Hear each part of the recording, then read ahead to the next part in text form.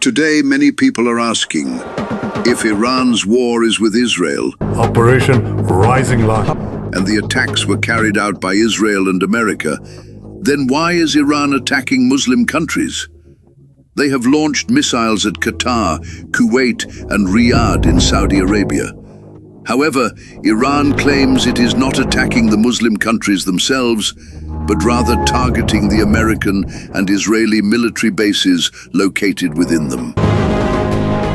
Use of drone attacks targeting a US military base. If Iran's claim is true, it raises a massive question. What are these American military bases doing inside these Muslim countries? And why did the Arab kings allow American forces to stay within their borders?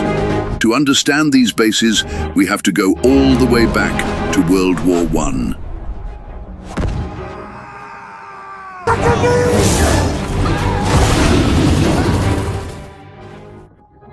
During World War I, the Muslims' last superpower, the Ottoman Empire,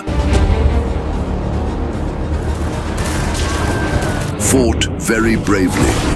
However, despite their bravery, the Ottoman Empire was destroyed forever.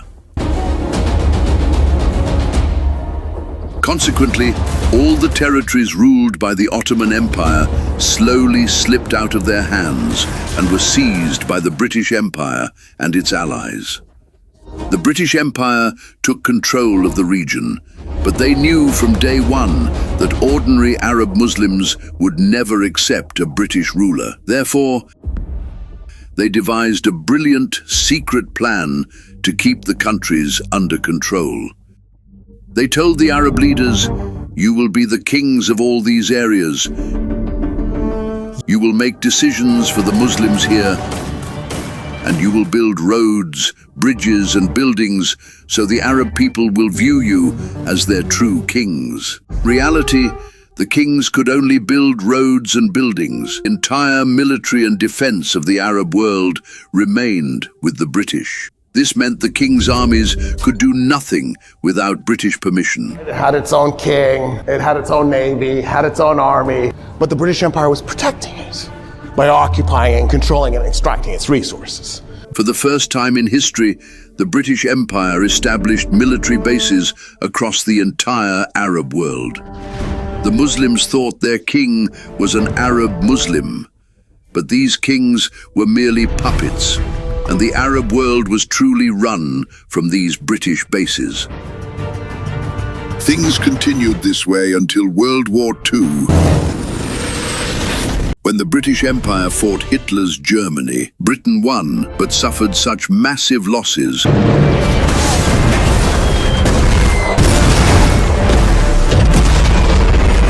that the empire began to collapse. They no longer had the money to manage military bases worldwide and slowly withdrew their forces, leaving the Arab world free of British troops. However, a new superpower had emerged: America. And we will make America great again. Even before World War II ended, Arab kings had started holding meetings with the US. As the British left, American forces stepped in, establishing small bases, primarily to protect Arab oil. But from the very first day, America wanted to build massive bases in the Arab world to control the kings, just like the British did. This wasn't easy, because there was one king who refused to allow it: King Faisal of Saudi Arabia. Upon coming to power, he immediately ordered the small American bases out of Saudi Arabia. During his reign, there was only one American base in the entire Arab world. But after King Faisal was suddenly assassinated, his brother Khalid became king. King Khalid could not stand up to the American superpower. America could now execute its old plan, but they needed an excuse to send their military into the Arab world. That excuse was Saddam Hussein. Initially, Saddam was a close friend of America and the Arab kings. At their behest, he attacked Khomeini's Iran, fighting a devastating 8-year war. As the war drained his funds, Saddam borrowed billions of dollars, reportedly $60 billion, from his Arab allies. Despite this, he lost the war badly. After the war, the Arab kings demanded their loans back. Saddam refused, stating he fought the war on their orders. The King of Kuwait retaliated by increasing oil production to force global oil prices down, rapidly destroying Saddam's economy. Enraged, Saddam decided to invade Kuwait to teach its king a lesson. Fearing American intervention, Saddam met with the US ambassador in Iraq before attacking. The ambassador replied that it was an internal Arab issue and America would not interfere. With America's permission, Saddam launched a full-scale invasion. Within 2 days, he conquered Kuwait and gained control of its massive oil reserves, becoming the most powerful king in the Arab world. As soon as he conquered Kuwait, America completely flipped its stance, initiating a grand conspiracy. America secretly met with the Arab kings, showing them fake satellite imagery, claiming Saddam was coming for them next.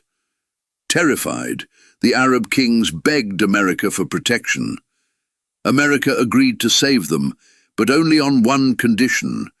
They must allow America to build massive military bases on their lands.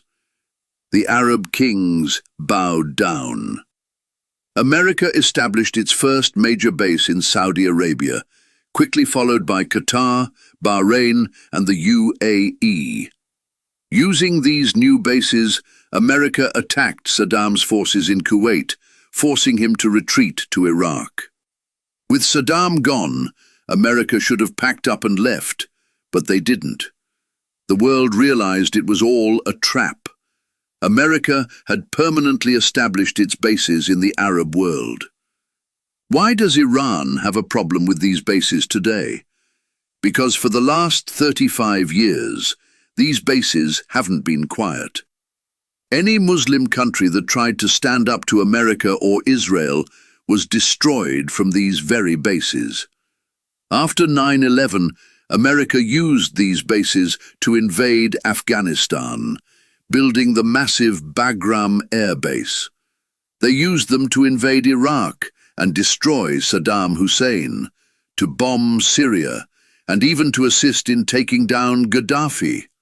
Moreover, these are the bases America uses to protect Israel. When Israel attacked Gaza, Yemen declared they would target any Israeli ships passing by, dealing a huge blow to Israel's economy.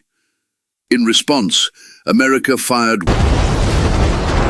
1,000 missiles at Yemen from these Arab bases, stopping them and securing Israel's economy. In short, these bases have had the Muslim world by the throat for 40 years. Finally, after America and Israel jointly attacked Iran, Iran became the first Islamic country in 4 decades to strike back at these US bases. The first attacks by America reportedly came from the Al Dhafra air base in Dubai, Military bases have been repeatedly attacked by Iran, as well as bases in Kuwait and Bahrain. In retaliation, Iran systematically targeted these bases. First, Iran attacked Camp Arifjan in Kuwait, America's largest warehouse in the Arab world. Second, they hit a major US base in Iraq, destroying a massive refueling jet. Third, they struck America's largest troop base in Qatar, destroying a radar system worth over $1 billion. Next, they hit a US base in Saudi Arabia, destroying 5 large aircraft.